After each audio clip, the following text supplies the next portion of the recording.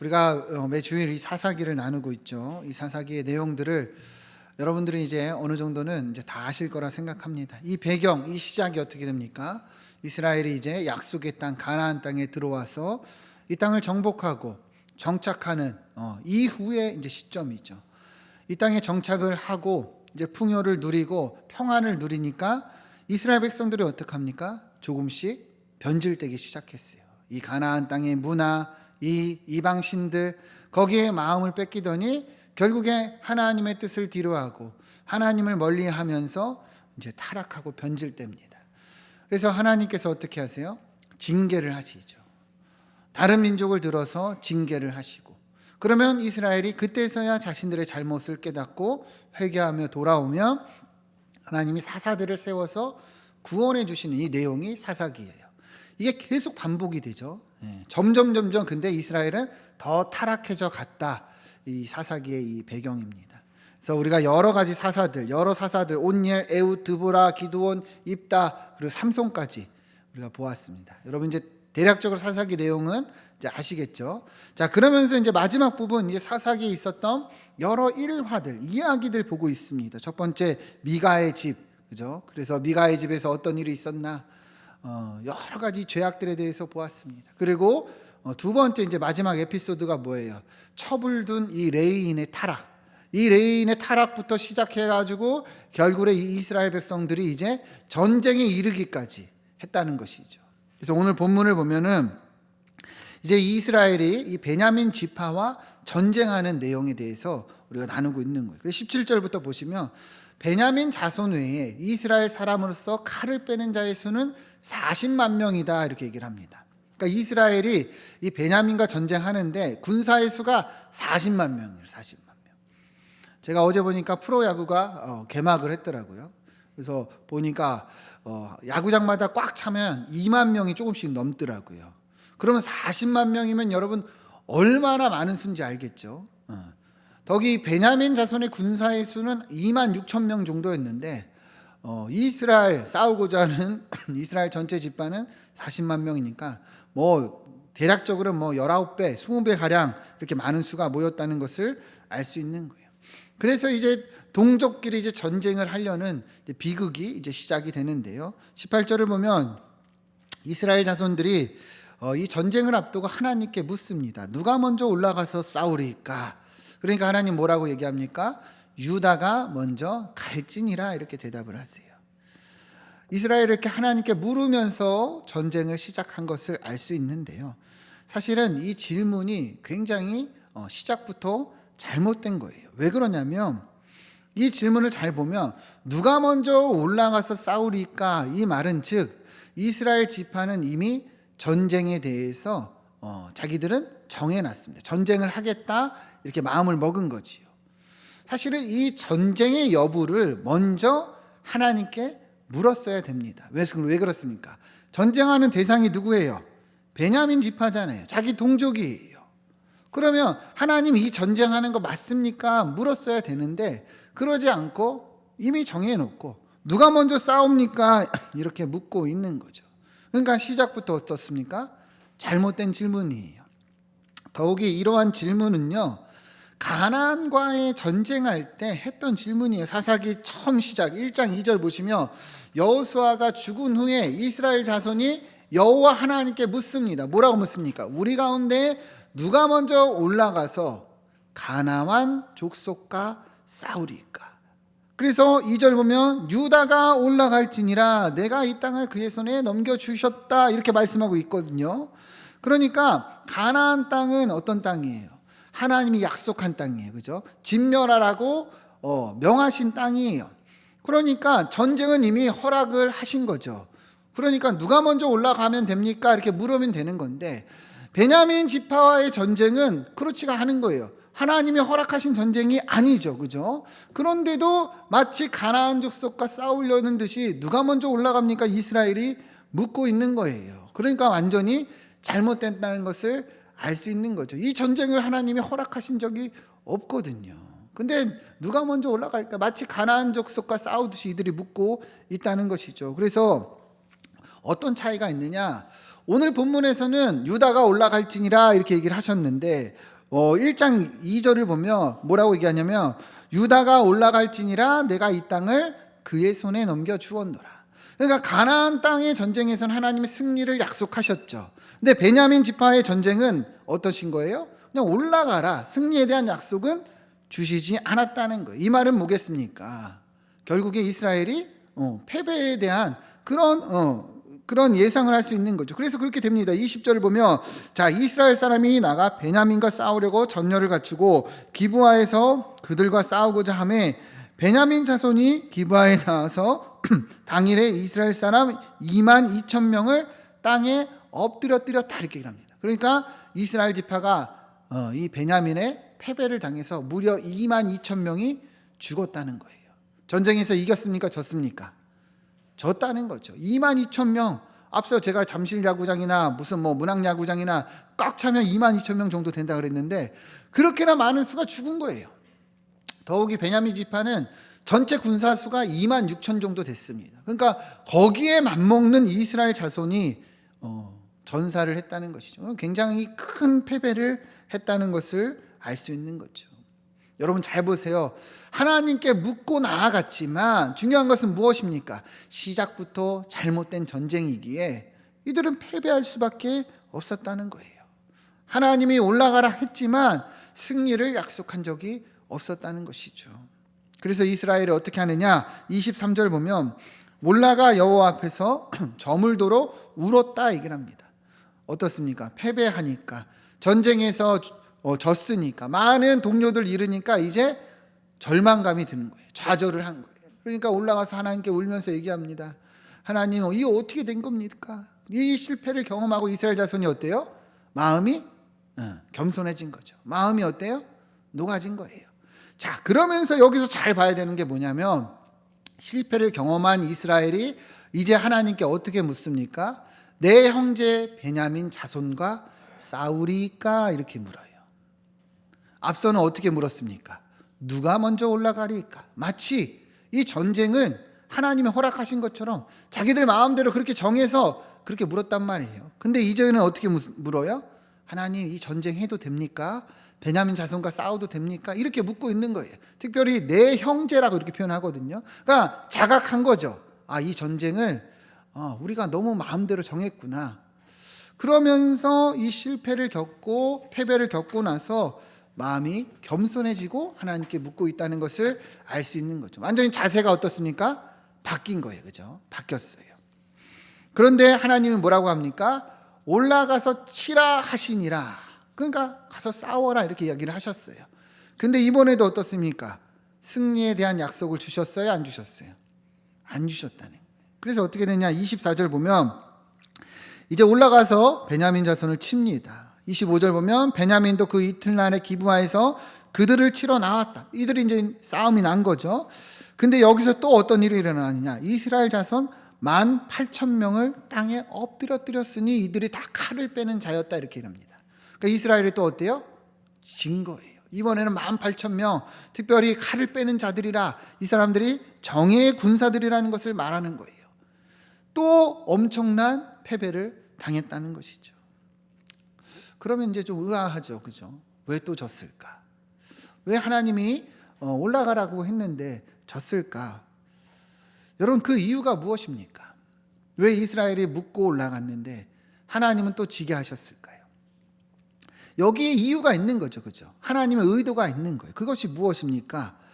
우리가 지난 내용부터 기억을 해보면 이 이스라엘이 하나님 앞에서 얼마나 많은 죄악을 저질렀는지 우리가 알 수 있어요. 시작부터 어떻습니까? 첩을둔 이 레위인의 악행이 무엇이었어요? 이 구별되고 하나님 앞에서 정결하게 살아야 되는 레위인이 정욕적이고 세속적이고 그런 삶을 살고 첩을 두고 결국에는 자기 대신에 이 여인을 죽게 만들었어요. 그런데도 거짓말로 증언하고 과장해서 말하고 이거를 들은 이스라엘 총회는 어떻습니까? 제대로 조사하지도 않아요. 율법에 보면 제대로 조사해야 돼요. 그죠? 여러 사람을 놓고 물어야 됩니다. 그런데도 이 사람 말만 듣고 감정적으로 섣부르게 대응하면서 어떻습니까? 이스라엘 동족끼리 전쟁하겠다는 이 결정을 내려버렸어요. 이런 일련의 과정 속에 하나님이 계셨습니까? 안 계셨습니까? 안 계셨어요. 하나님께 물었습니까? 안 물었습니까? 안 물었어요. 하나님의 뜻과는 전혀 다른 지들 마음대로 자기의 수견대로 그런 악행들을 계속 저질렀다는 것이죠. 결국에는 이러한 만행이 일어난 거죠. 그러니까 지금 왜 이스라엘이 또 패배를 했는가? 하나님은 분명하게 징계하시는 거예요. 너희들의 죄악이 무엇이냐? 하나님은 분명하게 이 패배를 통해서 깨닫기를 원하시고 심판하셨다는 것을 알 수 있는 거죠. 이러한 일련의 과정들을 통해서 스스로 돌아보라는 거예요. 너희들 왜 졌냐? 너희들 왜 이렇게 실패했냐? 왜 이렇게 패배했느냐? 하나님은 징계하시면서 이스라엘로 돌아보게 하게 하셨다는 겁니다. 여러분 이해가 되십니까? 그래서 이스라엘이 두 번의 큰 패배를 경험하고 이 자신들을 돌아봅니다. 26절 보면 이에 온 이스라엘 자손 모든 백성이 올라가 베델에 이르며 여기서 어떻게 합니까? 울며 거기서 여호와 앞에 앉아서 그날이 저물도록 금식했다. 이 말은 뭐냐면 두 번째 패배를 겪고 나서 이제는 이스라엘 자손이 다 올라가서 하나님 앞에서 자복한 거예요. 저희가 잘못했습니다. 회개한 거예요. 여러분 구약에서 금식은요 회개예요. 회개. 잘못했다는 상징입니다. 더욱이 여기서 보면 번제와 화목제를 드렸다 얘기를 하거든요. 번제가 무엇입니까? 속죄 제사예요. 내 죄를 대신해서 이 짐승을 잡아서 어때요? 하나님께 드리는 거죠. 그러니까 용서를 구하는 제사예요. 화목제는 무엇입니까? 하나님과의 관계를 회복하기 원한다. 하나님 받아주세요. 다시 회복시켜주세요 하는 제사거든요. 그러니까 이스라엘이 지금 금식과 번제와 화목제를 하나님 앞에 드렸다는 것은 자기들의 잘못을 깨닫고 하나님 앞에서 자복하고 엎드리고 그렇게 회개했다는 것을 알 수 있는 거예요. 여러분 이해가 되시죠? 두 번의 큰 패배를 통해서 이스라엘은 무엇을 깨달은 거예요? 자신들의 잘못을 깨달은 거예요. 하나님이 용서해 주세요. 우리가 잘못했습니다. 이렇게 하나님 앞에 각성하고 겸비하고 나아갔다는 것을 알 수 있는 것이죠. 28절을 보면 이런 후에 이스라엘 자손들이 다시 묻습니다. 하나님, 우리 이 내 형제 베냐민 자손과 싸웁니까? 이것을 하는 게 옳습니까? 그러니까 하나님께서 뭐라고 하십니까? 올라가라는 거예요. 여기서 달라진 게 뭐예요? 내일은 내가 그를 내 손에 넘겨주리라. 즉 승리에 대한 약속을 주셨다는 것이죠. 여러분 이게 보이십니까? 이스라엘 자손들이 회개하고 겸비하고 하나님의 뜻을 묻고 나아가니 하나님이 함께 하셨다는 거예요. 그래서 우리도 이 부분을 잘 봐야 되는 것입니다. 왜 이 사사기가 우리에게 이 말씀을 줄까요? 우리도 똑같기 때문이죠. 그죠? 우리의 삶에도요 실패가 있어요. 패배가 있어요. 어떨 때는 하나님의 징계같이 느껴지는 어려움도 있고 고난도 있습니다. 아마 이거는 다 개인적인 거기 때문에 그죠? 여러분 스스로 한번 돌아보셔야 될 거예요. 저도 똑같거든요. 때로는 하나님 앞에서 어려움을 당하고 어떨 때 혼날 때도 있는 거죠. 근데 중요한 것은 무엇입니까? 이 실패에서 멈출 것이 아니라 좌절에서 멈춰져 있을 것이 아니라 오늘 말씀을 보면서 어때요? 하나님 앞에 나아가는 기회로 삼아야 된다는 거예요. 하나님, 제가 잘못했습니다. 돌아보고 또 자각하고 각성하고 하나님 용서해 주세요. 그렇게 나아가야 한다는 거예요. 그러할 때 회복이 일어나고 그러할 때 하나님의 이 은혜가 다시 임한다는 것이죠. 여러분 왜 하나님께서 우리에게 어려움을 주시고 때로는 징계와 같은 상황을 주시는가? 그 이유는요. 징계가 목적이 아니에요. 너 잘못했으니까 혼나라. 이게 아니라는 거죠. 이 잘못을 통해서 이 징계를 통해서 돌아보고 하나님께 나오기를 원하신다는 거예요. 여러분 우리는 이것을 볼 수 있어야 됩니다. 그래서 어려움을 당하고 또 힘든 일이 있을 때 하나님과 우리와의 관계를 먼저 우리가 체크를 해야 돼요. 하나님과의 관계가 어떠한가? 내 삶에 하나님의 자리가 있는가? 저 멀리 정말 닿지도 않고 느껴지지도 않는 그런 삶을 살고 있다면 여러분 깨달아야 되는 거죠. 아, 이게 문제구나. 여러분 문제의 이유와 원인은 여러분들의 상황과 환경에 있지 않아요. 하나님과의 관계에서 비롯됩니다. 내가 하나님과의 관계가 바로 서 있지 않으니까 감사가 없는 거예요. 내가 하나님과 관계가 없으니까 은혜가 없는 거예요. 그러니까 어떤 일이 일어납니까? 짜증과 불만과 다툼과 여러 가지 불편한 일들이 계속 나타나는 것이죠. 똑같은 상황이어도 여러분과 하나님과의 관계가 회복되어 있으면 은혜로 감당할 수 있습니다. 여러분 인정하십니까? 그러니까 문제의 원인을 우리는 다른 데서 찾을 것이 아니라 하나님과의 관계에서 찾아야 된다는 것이죠. 그래서 어려움이 있을 때 깨달아야죠. 하나님, 제가 잘못했습니다. 하나님, 저를 용서해 주세요. 우리가 자복하고 회개할 때 하나님 어떠십니까?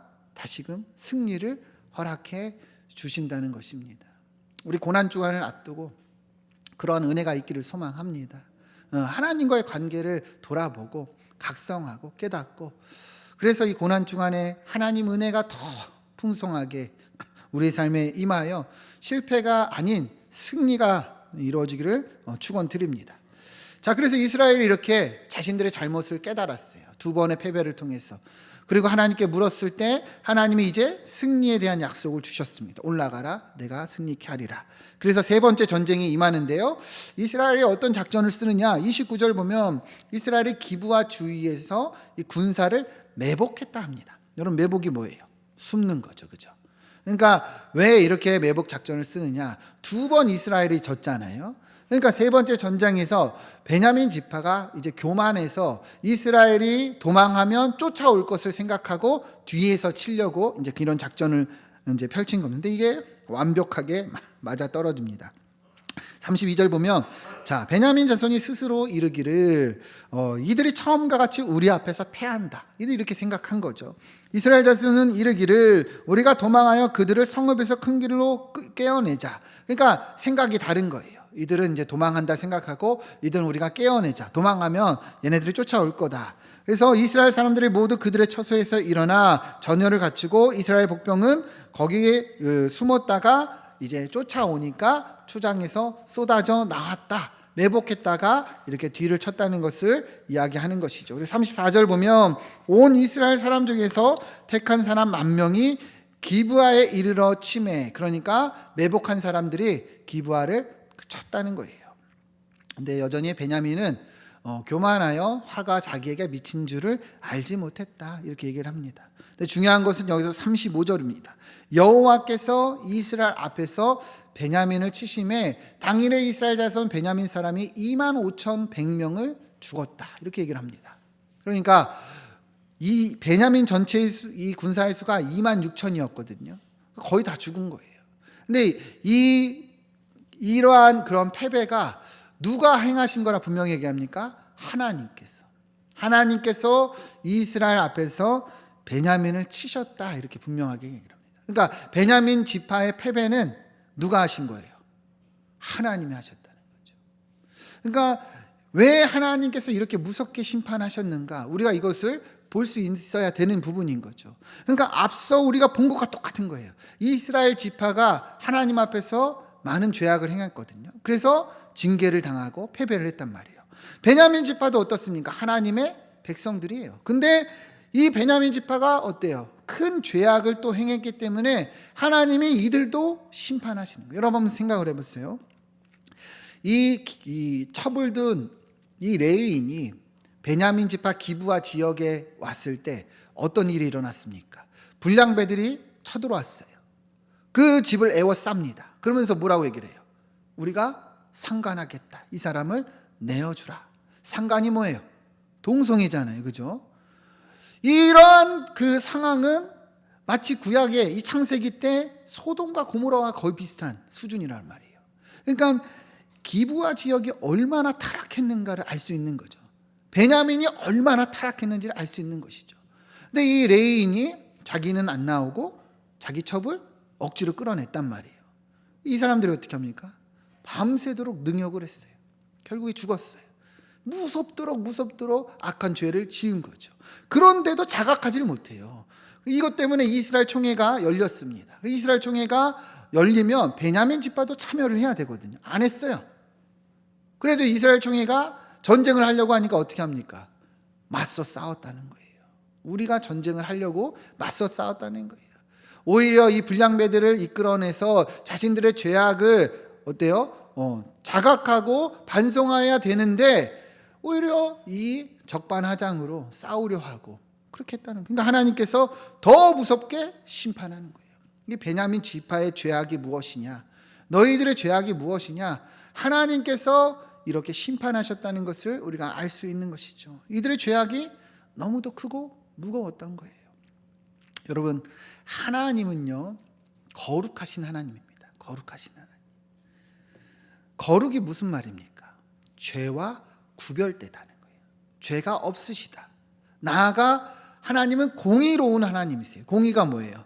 죄를 심판하시고 징계하시는 거예요. 여러분 한번 잘 생각해 보세요. 우리가 법정에 갔어요. 법정에 가면 판결을 누가 내립니까? 판사가 하죠. 그죠? 분명하게 이 사람이 죄를 지었는데 판사가 죄가 있는데도 불구하고 죄를 묻지 않으면 이 판사는 잘한 겁니까? 잘못한 겁니까? 잘못한 거죠. 그죠? 하나님의 공의가 그거예요. 하나님은요 반드시 죄에 대해서 심판하셔야 되는 분이세요. 그런데 여러분, 우리는요 하나님을 어떻게 생각합니까? 하나님은 좋으신 분, 사랑이신 분, 오래 참으시는 분. 대부분의 성도들이 여기에 머물러 있어요. 그리고 하나님이 거룩하시고 공의로우신 하나님에 대해서는 잘 인지를 못합니다. 그래서 하나님 좋으신데 왜 우리 삶에 어려움이 있고, 하나님이 좋으신데 여기만 자꾸 이렇게 우리가 생각한다는 것이죠. 그래서 어떤 일이 일어납니까?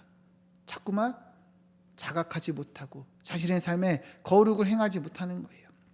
그러나 여러분, 하나님이 무섭게 심판하시는 분이심을 우리는 반드시 깨달아야 합니다. 우리가 수요일마다 구약 성경대학 보았죠. 지금도 보고 있지만 이 이스라엘의 역사 여러분 한번 생각해 보세요. 이스라엘 역사가 어떤 역사입니까? 늘 이 죄와의 싸움이에요.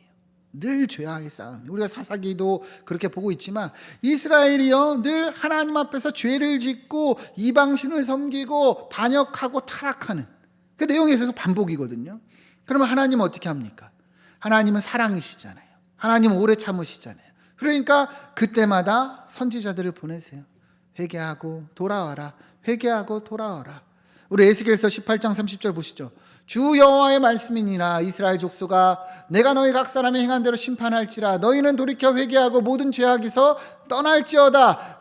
그리한즉 그것이 너희에게 죄악의 걸림돌이 되지 아니하리라. 31절 너희는 너희가 범한 모든 죄악을 버리고 마음과 영을 새롭게 할지어다. 이스라엘 족속아, 너희가 어찌하여 죽고자 하느냐 말씀하고 있죠. 하나님은 사랑이시거든요. 그러니까 이 죄에 대해서 계속 깨닫고 돌아오라 말씀하시는 거예요. 근데 이스라엘이 어때요? 돌아옵니까? 안 돌아옵니까? 안 돌아와요. 또 죄를 짓고 또 죄를 짓고. 그러니까 하나님은 앞서 사랑이시고 또 오래 참으시지만 공의롭고 거룩하신 하나님이라고 그랬죠. 그죠? 이 죄가 더 이상 이 끝까지 차면 하나님은 심판하실 수밖에 없다는 거예요. 이사야서 64장 10절 11절 보면 주의 거룩한 성읍들이 광야가 되었다. 이 말은 뭐예요? 하나님의 심판을 받아서 이스라엘의 성읍들이 다 이 처참히 무너졌다는 거예요. 시온이 광야가 되고 예루살렘이 황폐하였다. 우리 조상들이 주를 찬송하던 이 아름다운 성전이 불에 탔고 다 황폐하였다. 그러니까 무엇입니까? 하나님이 말씀하고 깨닫고 돌아오라 함에도 그러지 아니함으로 이 하나님의 진노가, 하나님의 심판이 임했다는 것을 알 수 있는 거예요. 그래서 여러분, 우리가 이 사사기를 보며 이 말씀을 보며 우리도 똑같이 돌아봐야 되는 거예요. 우리는 어떤가? 우리는 하나님의 사랑과 오래 참으심과 이 좋으심만 너무 바라보고 있지 않은가? 그러나 하나님은 거룩하시고 공의로운 하나님이심을 알아야 된다는 거예요. 이 결과가 얼마나 비참한지, 이 결과가 얼마나 참담한지 우리도 돌아봐야 된다는 거예요. 이스라엘 집 하나, 베냐민 집 하나 하나님께 이렇게 무섭게 심판을 당했다는 거죠. 그러면 우리도 똑같이 깨달아야 된다는 거예요. 제가 얼마 전에 설교를 듣는데 이찬수 목사님 그런 말씀을 하시더라고요. 로마서에 대해서 얘기를 하시는데, 로마서가 여러분 복음에 대한 그 성경이잖아요. 복음을 체계적으로 왜 예수님이 십자가에서 죽으시고 그리고 무엇을 행하셨는가, 그분의 사랑이 무엇인가. 근데 이 로마서가 복음을 이야기하는 성경인데 앞장을 보면 이 죄악에 대해서 얘기를 합니다. 이방인의 죄, 유대인의 죄, 그리고 하나님의 진노와 심판들에 대해서 얘기를 합니다. 사람들이 의아한 거예요. 복음을 이야기하는 성경이 왜 죄를 얘기를 하는가, 왜 심판을 얘기하는가. 이게 뭔가 아이러니하다는 거죠. 그런데 이찬수 목사님 이렇게 얘기를 하더라고요. 암에 걸렸으면 진단을 받아야 된다는 거예요. 무슨 말이냐, 암에 걸렸으면 진단을 받아야 된다. 그러니까 당신 암에 걸렸습니다 라는 것을 알아야지 그 맞는 치료법을 얻을 수 있는 거죠. 그러니까 로마서가 왜 죄에 대해서 얘기를 하고 하나님의 무서운 심판에 대해서 얘기를 하느냐, 내가 그러한 죄인임을 알아야 하나님의 복음의 필요성을 깨닫게 되는 거예요. 그죠? 여러분, 이 사사기도 똑같은 거예요. 왜 이렇게 하나님 무섭게 심판하시고, 정말 어떻게 보면 처참하고 무서워요. 그죠? 근데 왜 우리에게 이 말씀을 주시는가? 우리도 진단하라는 거예요. 진단. 너희는 어떠냐는 거예요. 너희는 이 이스라엘과 같이 살고 있지 않느냐. 너희는 이 베냐민 지파처럼 그렇게 니들 마음대로, 너희 마음대로 행하고 있지 않느냐. 비춰보라는 거예요. 여러분, 진단하는 이유는 무엇입니까? 이것을 통해서 더 회복되고 낫게 하기 위함이에요. 그죠? 이 사사기의 말씀이 똑같은 거예요. 우리가 비춰보면서 하나님이 이렇게 무섭게 심판하십니다, 당신들도 똑같이 심판받을 겁니다, 이게 아니라 그 무서운 진노 앞에 우리가 경외감을 갖고 우리 자신을 돌아보고 회개하고 나아갈 수 있어야 된다는 것이죠. 여러분, 그렇잖아요. 내가 죄인인지 모르는데 어떻게 내 죄를 위해서 죽으신 그 주님의 십자가를 믿을 수 있겠습니까? 내가 정말 심판받아야 되고 진노를 당해야 되는 그 죄인인 것을 모르면 여러분, 어떻게 우리가 나를 위해서 죽으신 예수님의 은혜를 고백할 수 있겠냐는 거예요. 여러분, 이번 주 고난주간이에요. 예수님이 왜 십자가에서 죽으셨을까요? 우리 장로님도 앞서 기도하셨지만 예수님은 아무런 죄가 없으세요. 흠이 없으세요. 아무런 티끌만한 잘못이 없습니다. 근데 왜 십자가에서 죽으셨습니까? 내가 죽어야 할 이 죄를 대신해서 죽으신 거잖아요. 근데 여러분, 내가 죄인인 것을 알아야 이 예수님의 십자가가 정말 고백이 되어지고 은혜가 되는 거예요. 그래서 성경은 이 죄악에 대해서 분명하게 말하고 하나님의 진노와 심판에 대해서 무섭게 이야기하는 겁니다. 우리가 진단하고 그래서 회복해서 하나님의 뜻대로 행하기를 원하시기 때문이라는 거예요. 여러분, 우리 삶을 비춰보기를 축원합니다. 우리 똑같은 죄인이잖아요. 그죠? 그러나 중요한 것은 무엇입니까? 우리가 하나님 앞에 회개하고 이 잘못을 용서를 구하고 나아갈 때 하나님은 회복을 주신다는 거예요. 그러기 위해서 이 말씀을 우리에게 주셨다는 것이죠. 요한일서 1장 8절 9절 보면 만일 우리가 죄가 없다고 말하면 스스로 속이고 진리가 우리 속에 있지 아니할 것이라 얘기합니다. 무슨 말입니까? 죄가 없다고 생각하는 사람은 하나님과 관계가 없는 사람이에요. 거짓말하는 사람이에요. 그런데 9절 보시죠. 만일 우리가 우리 죄를 자백하며 하나님은 미쁘시고 의로우사 우리 죄를 사하시고 우리를 모든 불의에서 깨끗하게 하실 것이다 말씀하고 있습니다. 여러분, 믿으십니까? 이게 사사기의 목적이고 성경의 목적이에요. 너 잘못했어, 너 죄인이야, 너 죽어라, 이게 아니라 우리가 깨닫고 회개하고 돌아와서 하나님의 용서를 얻고 하나님의 백성으로 축복을 얻기를 원하신다는 거예요. 죄를 알고 회개하는 것이 여러분 은혜의 시작인 줄 믿습니다. 여러분, 이 시간에 우리가 우리 삶을 한번 비춰봅시다. 나는 어떠한가? 이 사사기 시대 다 자기 마음대로 자기 기준대로 하나님 없이 살며 이렇게 죄악의 시대가 되었는데, 여러분, 우리는 역으로 교훈을 얻고 우리 죄를 자백하고 하나님이 우리 삶의 왕이요 주님이 우리 삶의 주인이요 그 은혜를 따라 살기를 축원드립니다. 47절 48절 마지막을 보면은, 자, 베냐민 사람 600명이 이제 도망을 했어요. 자기네가 진 것을 알고 도망와서 이 림몬바이를 넉 달 동안 숨어 지낸 거죠. 근데 이스라엘 백성들이 어떻게 하냐? 48절 보면 승기를 잡은 이스라엘 백성들이 베냐민 자손에게 올라가서 이 성읍을 다 칼날로 치고 만나는 자들 가축까지도 다 치고 불살랐다 얘기를 합니다.